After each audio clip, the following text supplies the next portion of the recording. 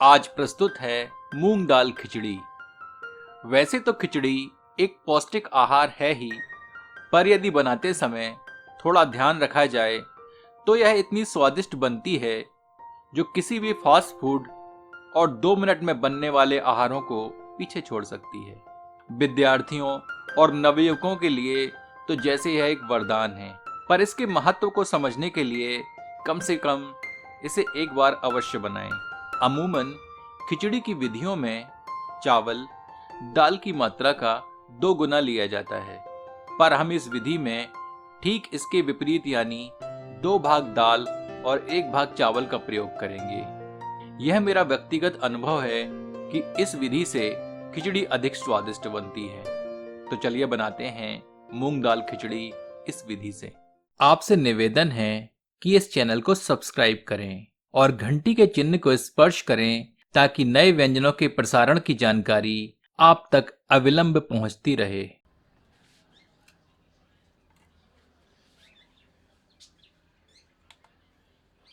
सौ ग्राम मूंग की दाल लेते हैं। 50 ग्राम चावल लेते हैं। दाल और चावल को एक बर्तन में डालकर पानी से अच्छी तरह रगड़कर धो लेते हैं।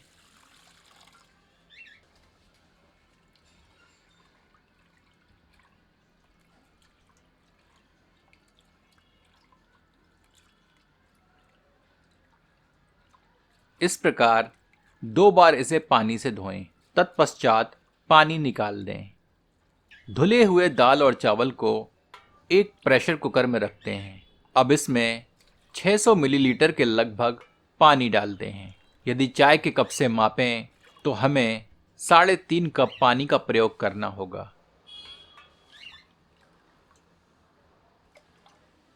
इसमें आधा टीस्पून हल्दी सम्मिलित करते हैं, स्वादानुसार नमक सम्मिलित करते हैं और 1 टीस्पून वनस्पति तेल डालते हैं।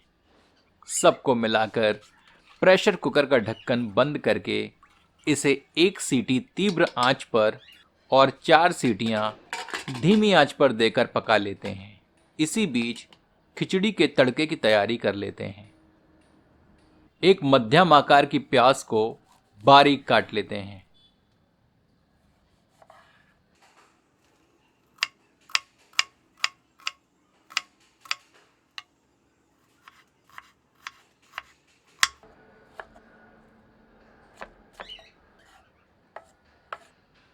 चार से 5 हरी मिर्चों को छोटे टुकड़ों में काट लेते हैं।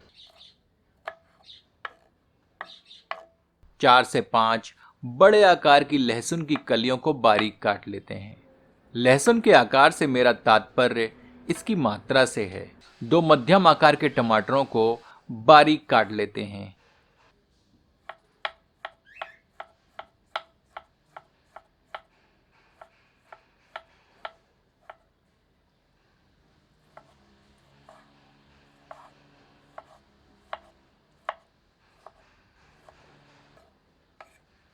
थोड़ी सी हरी धनिया की पत्तियों को भी बारीक काट लेते हैं।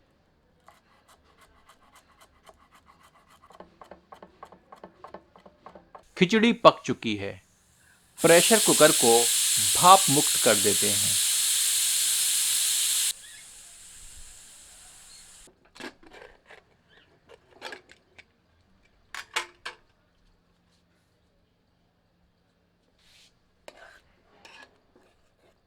ये देखिए, यह एकदम अच्छी तरह पक चुकी है। चलिए इसका तड़का तैयार करते हैं। एक कढ़ाई में 3 टेबल स्पून वनस्पति तेल गर्म करते हैं।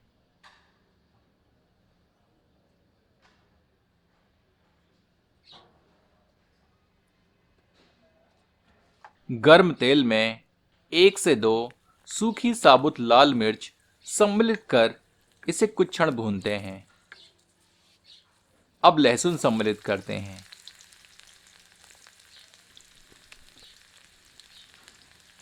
इन्हें भूनकर सुनहरा कर लेते हैं।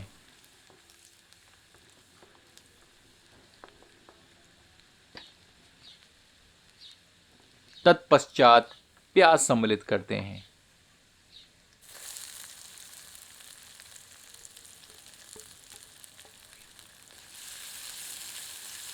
इसे मध्यम आंच पर 2 से 3 मिनट भूनते हैं ताकि यह थोड़ी पारदर्शी दिखने लगे।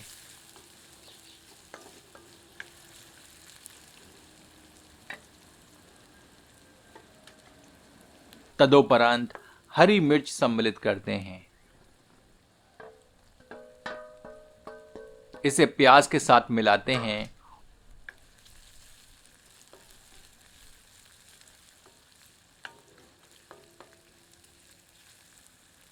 और थोड़े करी पत्ता सम्मिलित करते हैं।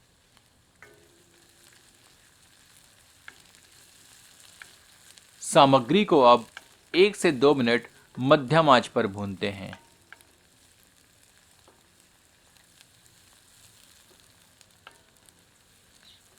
अब समय है इसमें थोड़े मसाले सम्मिलित करने का। इसमें स्वादानुसार लाल मिर्च का पाउडर डालते हैं। आधा टीस्पून हल्दी सम्मिलित करते हैं। आधा टेबल स्पून के लगभग सांभर मसाला सम्मिलित करते हैं। सबको अच्छे से मिलाते हैं।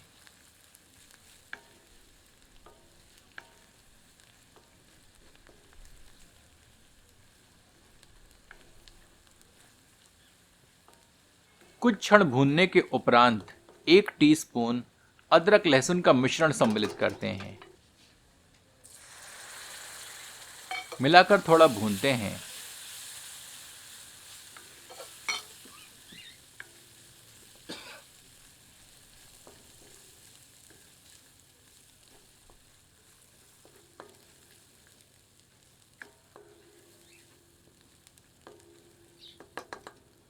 अब इसमें बारीक कटा हुआ टमाटर सम्मिलित करते हैं। सबको अच्छे से मिलाते हैं।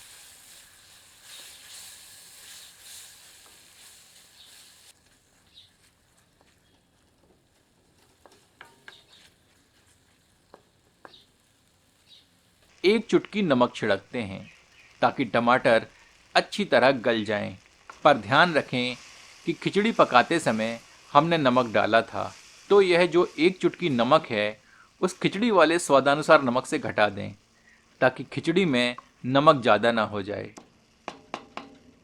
इसे ढककर 2 से 3 मिनट धीमी आंच पर पकाते हैं ताकि टमाटर अच्छी तरह गल जाएं। ये देखिए, टमाटर गल चुका है और हमारा तड़का एकदम तैयार है।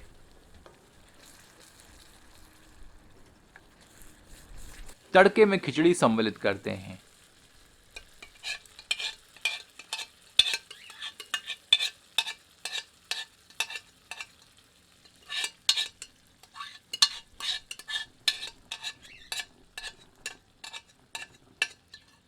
एक बार अच्छी तरह मिलाते हैं।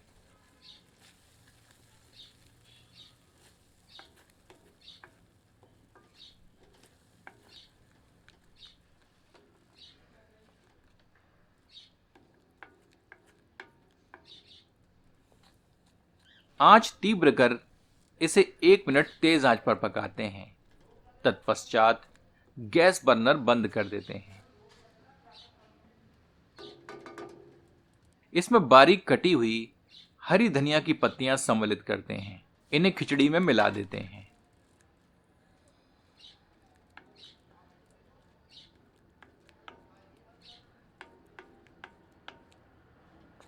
मूंग दाल खिचड़ी पककर तैयार है। चलिए इसे गर्मा गर्म परोसते हैं। आपसे आग्रह है कि एक बार मूंग दाल खिचड़ी इस विधि से बनाकर अपना अनुभव हमसे एवं इस चैनल के अन्य दर्शकों से साझा करें। परोसने के उपरांत इस पर थोड़ा देसी घी सम्मिलित कर इसका आनंद लें अपनों के साथ। यदि आपको यह प्रस्तुति पसंद आई हो तो कृपया इसे अपनों के समक्ष साझा करें। धन्यवाद।